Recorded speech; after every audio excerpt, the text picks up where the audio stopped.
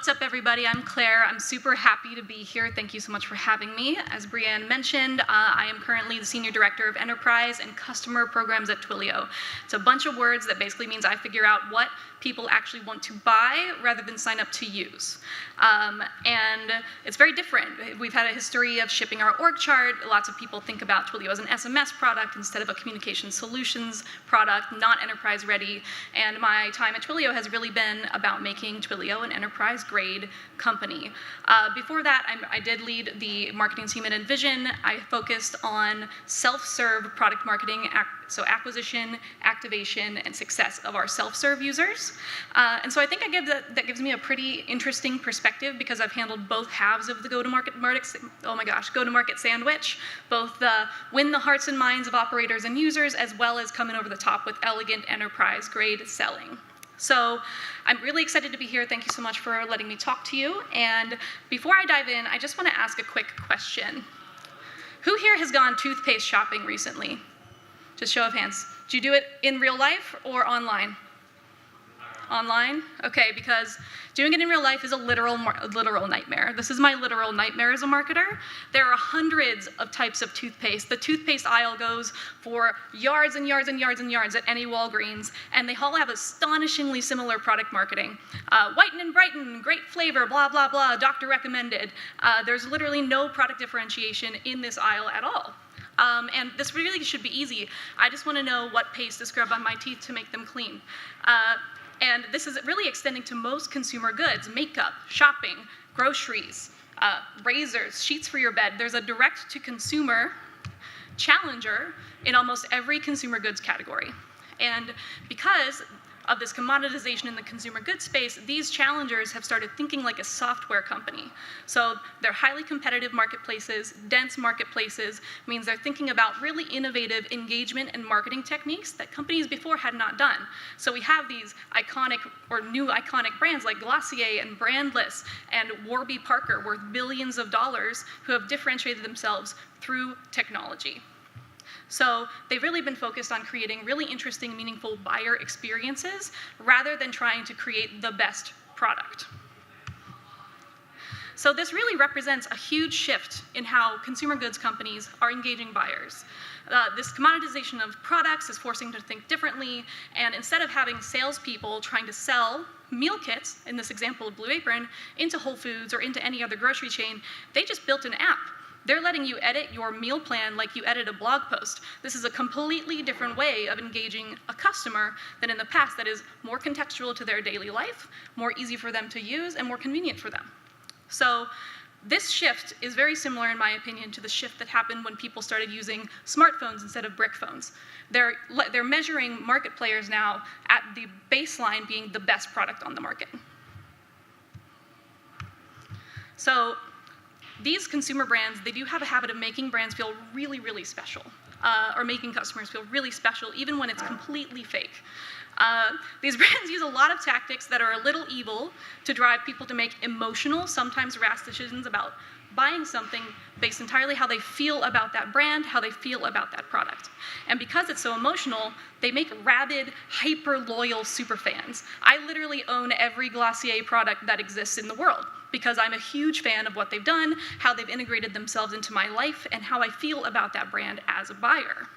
This extends to B2B SaaS as well. Because the same buyers are the same people who are using Glossier and Brandless and Warby Parker and Tom's and Allbirds, all of these challenger companies are the operators of our B2B SaaS products. That means they're measuring us at the same experience level as someone like Warby Parker who's really, really crushed it. So in addition to that, SaaS is becoming incredibly dense with competition. Real product differentiation in SaaS is much narrower than it used to be. I mean, how many Stripe-style landing pages do we really need to see on a day-to-day basis? And just for your own context, Twilio has 187 named competitors, 187. So all of these buyer expectations are basically coming up to where B2B companies need to start engaging people like B2C companies. And in addition to that, all of our B2B customers have the same expectations for SaaS software as they do for best-in-class consumer software. That means everyone expects you to have 5 nines of uptime, great support SLAs, everything that all of these amazing challenger brands have done so well. So The TLDR here is that building and shipping the best product is not enough anymore. And we really need to rethink the way that we go to market as SaaS business. And these guys, these jerks, completely changing the game for how this works. These brands are known for using incredibly common B2C tactics to drive their engagement with their customers. They're using false scarcity, influencer marketing, remarketing, wait list, controlled false access to limited edition products. And I did this myself at InVision, and it's incredibly, incredibly powerful. And this is focused entirely on the point of creating a lifestyle brand for a company in a deeply competitive marketplace or commoditized marketplace. And these patterns really mimic the B2C market. And the direct response is that markets being inundated with highly comparable competitive tools in many major categories, from dev tools to sales tools, need to adapt and start thinking about themselves as a lifestyle brand instead of just a product. So today, in this deep, dense, competitive market, brand is greater than product, which is unfortunate for all of the product people in the audience today. And this is a cyclical cycle. So as innovation happens, we still need product marketers to tell the story of how that innovation is changing the world. But on the day-to-day basis, differentiation is coming through different channels like content marketing, experiential marketing, add-ons like advocacy, evangelism, and doing conferences with celebrities like we just did. So Twilio's Signal conference was last week, and we shipped, I think, 6 or 7 brand new products, and all of the PR was about Macklemore, who did our performance at the keynote party. And just examples of successful companies that are over-indexed on brand in the B2B SaaS space are companies like InVision versus Adobe XD, or Zendesk versus TalkDesk, or WeWork versus RocketSpace. There are a ton of these highly competitive spaces with a clear challenger who is the clear brand winner in that space because they've spent so much time investing in alternative mechanisms to go to market that are not purely focused on their products and actually how they make a user feel. But there is nothing more frustrating than showing up to a field event and talking to someone and them having absolutely no clue about what the product does, how it works, what the value is to them as a user, and they know nothing meaningful, and so that is just a wasted experience, and it leaves you with a very negative expectation or perception of the company itself. Has anyone experienced this? This drives me crazy. So product marketing in a traditional sense around launching cool features, talking to the press about how awesome your product is, creating content that's product driven or product focused might be on the downside for now. However, long live product marketing. Every single person inside of your organization should be a product marketer. And I think that the way that the product marketing role is changing is to become a corporate advocacy and enablement function. So what does that mean is every single person in your business should be able to write a pitch deck that correctly positions you in the competitive marketplace, build a blog post about the new feature that just dropped, write some ad copy that actually makes sense. And historically, product marketers have gotten stuck doing a lot of that stuff themselves. So how can we as product marketers create these credible, thoughtful messages and then get other people to do it for us? And so your product marketing can't be everywhere to do this, so the best way is to just teach a man to fish. So you can superpower a marketing organization by using this structure. You can unlock the potential of every single person within your go-to-market organization, not just your marketing team, to be a product marketer for you. And there are a couple of actionable, specific areas that I think are the best ways to do this, to turn your entire organization into a product marketer by changing the way you operate as a product marketer yourself.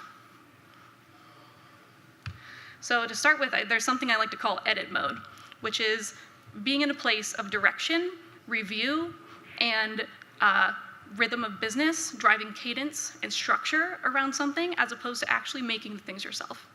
Allow functional SMEs to be a functional SME. Your copywriter is going to know how to write copy. Your demand gen person is going to know how to put a campaign together. You don't need to do that, but you do need to make sure that the business objectives for your product are represented correctly within that stack.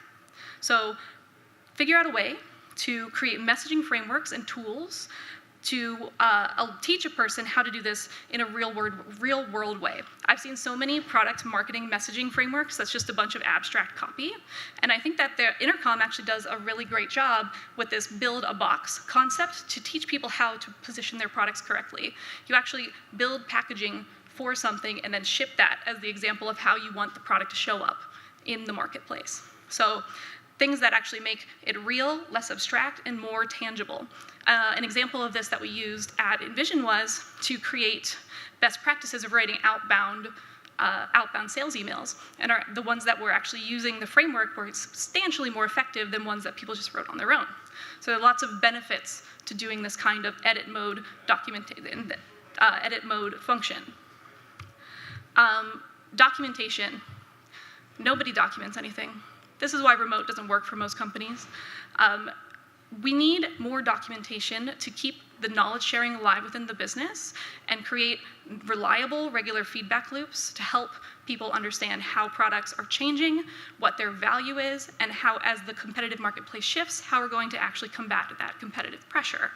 So some easy things that you can do are to introduce a formal stakeholder review process. So how many people have a formal stakeholder review process? Okay. Highly recommend a formal stakeholder review process. Not only will it make your end product better, but you'll have a constant drumbeat, a rigor around what you're trying to do, and people will be able to fall in line with the rhythm of the product as opposed to just kind of doing everything all at once. Create I call this a rhythm of business check-in with cross-functional stakeholders to report back actively on how things are going. So you know things, spend your time being a journalist and reporting back to the business about what you're learning about your products and how you're changing, what you're positioning and how you're positioning it and when you're pushing into market, and make sure that your executives have that visibility too. Document and share insights. Like I said, be a journalist. One of the best things that we do at Twilio is do a monthly and a quarterly competitive landscape win rate, win-loss analysis for our executives, executive leadership and also our product leadership.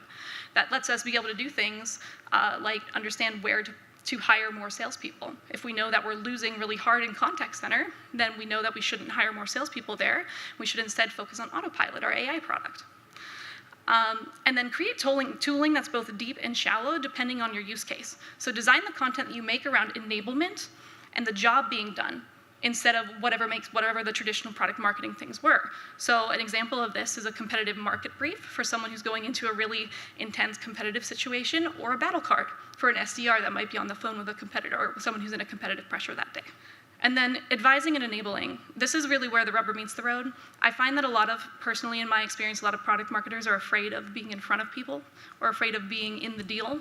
I would highly recommend product marketers get into the field and get into deals, because not being in the field is when you ship your org chart. And the people who are buying things are often buying different things than what you actually make.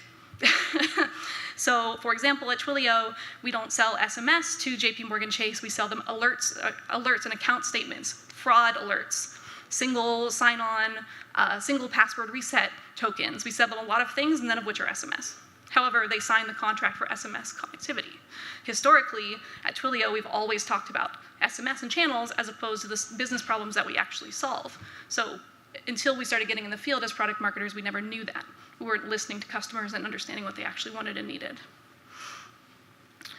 There's also a clear and present need at basically every company that I've been at, especially for people in customer-facing roles, to be singing the same song about how products are positioned.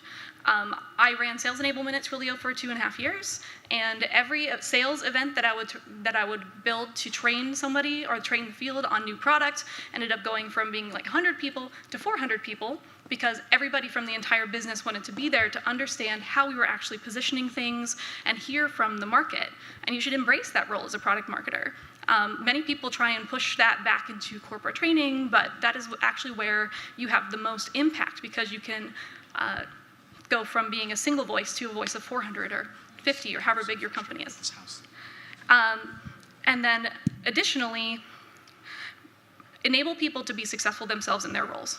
And that will build you the most meaningful programs that you can. So an example that we recently did at Twilio was we built Cloud City which is an entirely, completely reimagined retail experience that you actually picked up your swag, ordered and picked up your conference swag through. That was not a product marketing made demo, but product marketing enabled that team to be successful, and it was one of the most successful installations of the entire show. So being able to advise, enable people to be successful in their role, and be more aligned with what we're trying to actually achieve from a product perspective is incredibly valuable. And ultimately, this structure supercharges your organization. You become more nimble, more empowered to broader initiatives and go-to-market strategies.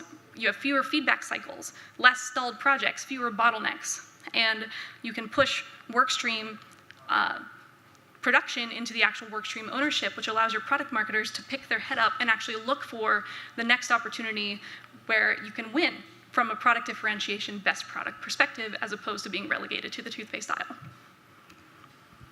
Thank you.